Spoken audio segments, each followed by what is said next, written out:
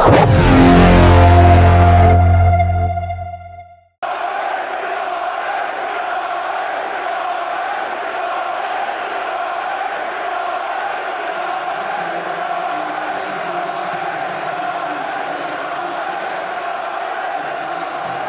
it's all about promotion, isn't it? All the disappointments, all the success of the season so far, they can be discarded, can't they now? It's a one-off game, it's who's up for it, it's who can settle first.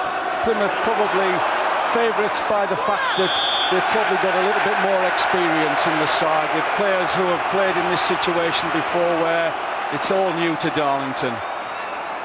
Nick Heathcote there, the skipper and the player of the year for fans and players at Argyle, organising, and an early corner for Darlington and an early chance to really cause a problem. Appleby getting towards it. Bannister getting the first shot in, and down goes Steve Cherry, 35-year-old keeper, saving the shot from the 35-year-old midfield player Gary Bannister. Warnock knows his way to this ground all right. 5 Wembley appearances in 7 years. 3 times with Notts County and Huddersfield he's been successful in the Wembley playoff. And there's an ocean of space out here. Darlington just got a good ball in there. Painter was prepared to let it run for Blake. It didn't quite come off. And certainly the marking was absolutely awry there by Argyle. But now they're looking to springboard back. Evans with a strong run, Littlejohn through the middle. And sharply out was Paul Newell. Both defences suddenly opened up in the space of a minute. And the more serious breach was of Darlington's rear guard there. But Littlejohn couldn't quite capitalise. Good positive run through there. Poor first touch there from Littlejohn, allowed the ball to run away from him, enabled Newell to come out quickly and get on top of that, but certainly the best chance of the game so far. This is a good run from Appleby. This is nearly a great run and a good ball in there. And Blake into the middle and Appleby, oh, so close. Classic example of how the sweeper should come out of the defence and really cause the problems. Jim Flatt thought that was it. Well, that was impressive. He had a smile on his face. Great run from Appleby here. He just plays the ball forward. At first I thought he was going to have a shot. He catches the player on his heels. It rebounds wide on the left. He gets a good first touch, and that's inches wide past the far post.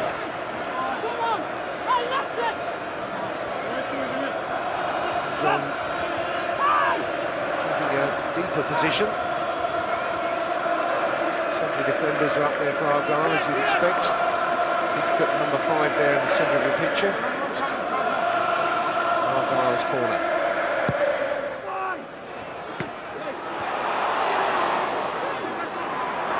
We'll come back again. Appeals for the offside. Neil still had to do something. And it was over the top of the end from Evans. Or perhaps thinking that was as good a chance as Argyle have had. Well, the ball's knocked in high here, asking the question. The goalkeeper comes, can't get to it, doesn't know where it is, and really it's a controlled volley required there. Hit the target and it's a goal. You see it again here. The ball hit high in the air. The goalkeeper comes, doesn't get a good punch on it, not sure where it is, and a wild lash at the ball there sends it over the bar. Gore just couldn't quite take that one on his stride. There was a bit of space ahead of him as well. Littlejohn trying to make some progress through. It was Williams rather. Evans' flick didn't come off. But Barlow's got room here to measure the cross. Darlington have got plenty in the middle to deal with it. Inevitably almost it was Appleby and Carls. Carls dispossessed there. And away by Crosby. Heathcote pushing up. Carls this time should get it down and away. Bounce was just a bit unlucky there for Blake.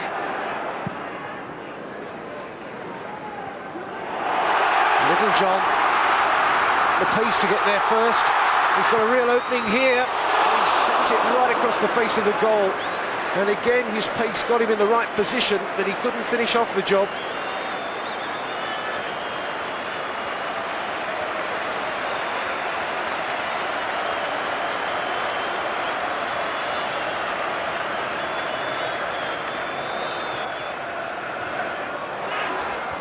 Regan, Appleby, didn't reach Gawn.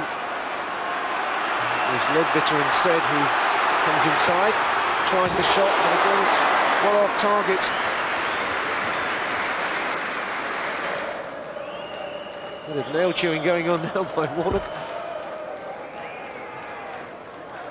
No matter how many times you experience Wembley, it's always a nervous bench to sit on.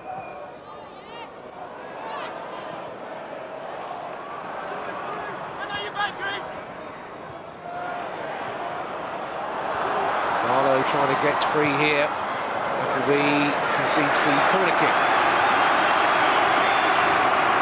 Maybe it's Argyle's turn to have a little spell. Darlington having had the better of the last 10 or 15 minutes.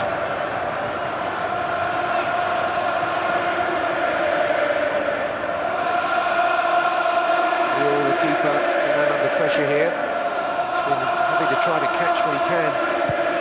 This one played back to Patterson. And a bad ball in, and a good goal. Morja.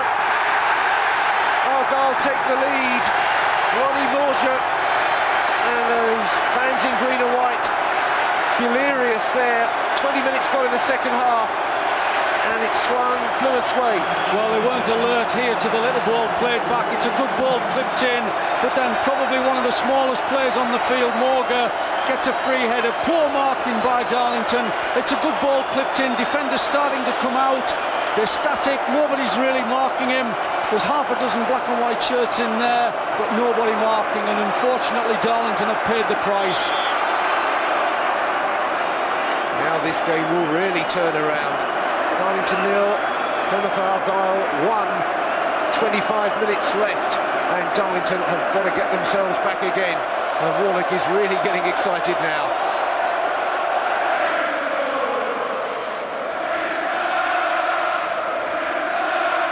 And a goal now for Darlington would certainly silence 30-odd thousand Devon fans. It was loose there in the box, but nobody could get to it. Appleby, Gawn, to play the 1-2 in. A key part of the game this is now. And Little John's got it. Darlington have kept a couple of players back. And Gawn sprinting as well, but it's opening up rather here. This is Ledbetter. He wasted the opportunity, and he got spare on this near side. And Darlington were looking stretched, even though they'd held two back to deal with the attack. Well, they had enough players back, Darlington, with the initial break. It was when the play was switched from right to left that they were left a little bit short, but that wasn't the best of strikes either. Goalkeeper had his near post covered. That wasn't going to be a problem to him.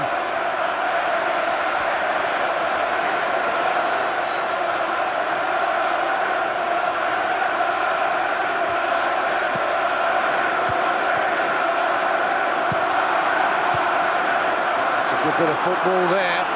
And Gawn is the man forward. Gawn's battling. Can he keep it in play? And Painter's in the middle. Painter just could not grow for that one. Just needed the better delivery there after so much great work in possession there by Gawn to battle his way back. Well, again, showed great strength, didn't he, Gawn? Good control, good touch, kept it in, looked up, chipped it over the goalkeeper, and it was just too high there for Painter. Just couldn't get off the floor. 13 minutes left. Blake.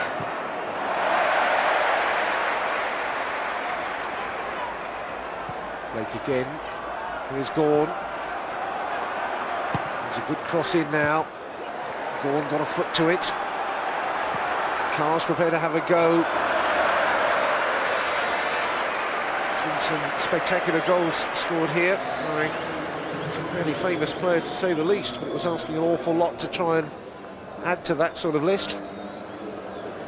Well, again, I think a little bit of inexperience here. The ball coming out, he's a naturally left-footed lad. It slices across the ball, works its way across the face of the goal and beyond the post.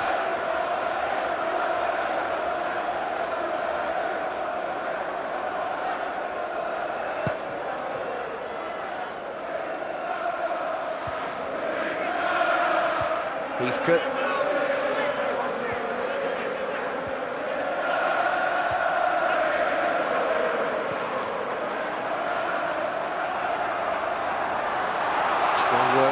Evans there has opened him up again. Oh, Little John couldn't reach it. That was nearly good night, Darlington. Cars with a little bit of space has opened up if he can exploit it. Morja again gets a solid tackle in the midfield. It's Gregan who's down. There's that chance just a minute ago, David. Yeah, good pace here, goes across into the box, fires it across the face of the goal, and Little John's just in advance of the ball's just behind him, and in fact it was a good clearance as it turned out. Carmichael, could there be a miracle on here? Bannister jumping and not getting there. Little John still can sprint. Appleby. Little John just being pulled away from the action there by the referee. Just getting a bit fractious down there. All the tension. Referee just keeping it calm.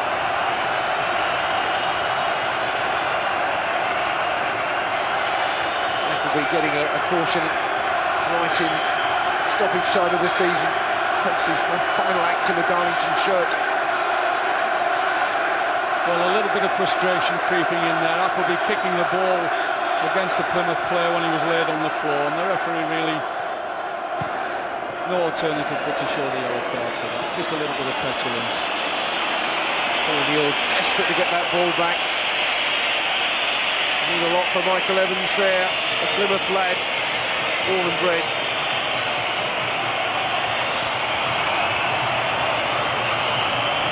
Two and a half minutes of stoppage time we've had. Now Michael jumping for it again. And it's all over for Darlington. It's the Pilgrims who progress into the second division. They've won this final by just the one goal scored by Ronnie Morja. And there's a West Country eruption there. They came up in numbers from Devon, more than 30,000 football pilgrims, and they've been victorious here at Wembley. For Jim Platt, it's disappointment and desolation for Darlington. It's Plymouth Argyle who's won this playoff final. He's whipping his team to stand up and take the applause. He feels they've put on a performance to be proud of here at Wembley. But it's the Plymouth Argyle fans, the 30-odd thousand of them, who are celebrating a narrow victory. So little in it during the season and even less in it again today. It was Ronnie Morja, with the only goal of the game, who made the difference between the two teams after 65 minutes and will send Plymouth into the second division next season. Darlington found chances hard to come by. Appleby had a good opening in the first half, but it was a tight game in which the two defences dominated most of the time. A competitive match, a tough way to lose, but a glorious way for Plymouth Argyle to progress into Division 2.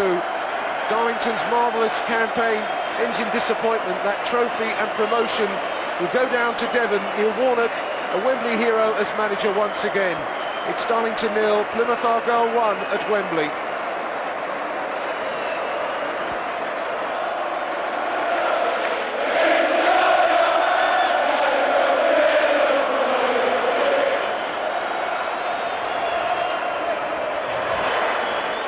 Heathcote then, the County Durham lad, leads Plymouth Argyle up the Wembley steps. He's the player of the season. He's got his hands on the trophy. It's presented for the winners of this playoff final. It's a tough way to get yourself into a high level of football, but Heathcote was outstanding for Argyle today. In a tight match. 49 games it's taken to haul themselves into the higher level. This has been their only season at this level, Plymouth, in their 110-year history, and they bounced back at the first attempt. It's a fantastic achievement by Neil Warnock to assemble a team that's done the job straight away. He's had money to spend, but Plymouth have got their reward. The man in the crazy hat is Dan McCauley, the Plymouth chairman. Will be so pleased. And Plymouth, the club, of course, with genuine ambition and the means to push on again. is the trophy for more than 30,000 Devon supporters. It's Plymouth Argyle who get promotion.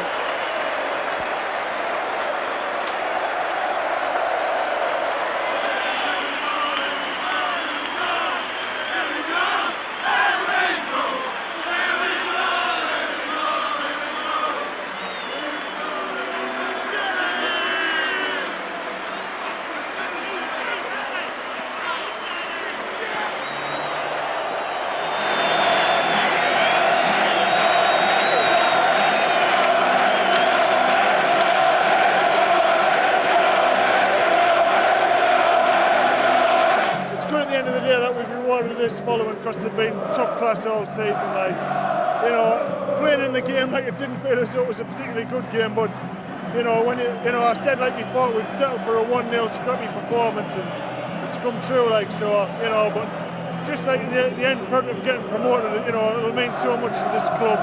Hopefully now we can go on and take forward steps. It's unbelievable, really. When we walked out here today and we've seen these fans, they're just different class. We had to do it for them, obviously for ourselves as well, but I mean, listen to them, they're brilliant.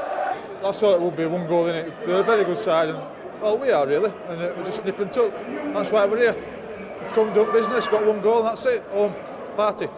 On the training ground, we practice our set pieces week after week, day after day, and finally they've been paying off, you know. It was such a tight game, wasn't it? I mean, it was. You just caught them cold with that one move. Oh, it's very good. Like, respect to Darlington, they're a good team, but we out-battled, we out-fought them, and in the end, I think we deserve to win.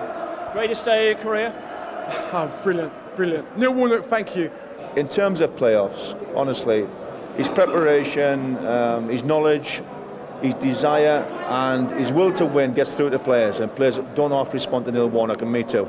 And to you, of course, yes. I mean, you support him. It's always, you know, a good manager needs a good number two. Well, that's my job, and I'm 100% Neil Warnock. He's got the comfort of knowing that, with due respect, a lot of number twos in the country would like the number one job. I want Neil Warnock to be one of the best managers in the country, and I want to be his best number two. Well, Neil, I think you should play every game at Wembley. Well, it's nice when you've obviously got the right result, but it's a long season, it's very hard work, and as you saw today, it's quite an emotional carry-on, isn't it, this Wembley job? I mean, if you're going to go up, you know, is it better to do it this way, because more exciting? I mean, I know it's nice to win a championship, but the glamour of coming to Wembley. Well, obviously it's an ideal way to go up, but believe you me, I don't plan these things. Everybody thinks I plan it, I assure you that I don't. And it's really, I would have liked to have been on the beach, if I'm honest, but the fans have loved it. They would have enjoyed it, even if we'd have lost, as daft as it sounds. They've waited so long to come to Wembley. But I said to the lads at half-time, there's only one way to do it. You've got to be a winner at Wembley. You know, you walk off otherwise and there's nothing for you, whereas now all our summer's looking forward to the next division and got the 1 or 2 careers back on the road, and we've got to try and now consolidate ourselves. I'll never forget the crowd singing at the end. I hope the video's got it on that, because the crowd singing I thought was magnificent, and Mick Jones, myself, we've worked very, very hard. And to see that lot at the end not going away, I found that incredible. So a long, hard season ends in glory at Wembley and the triumph of promotion. Neil Warnock worked his playoff magic again, and he and his players can now enjoy a well-earned summer break. But it won't be long before they're back in action and battling for even more success in Division 2. That's all to come, but for now it's goodbye from Plymouth Argyle, 95-96.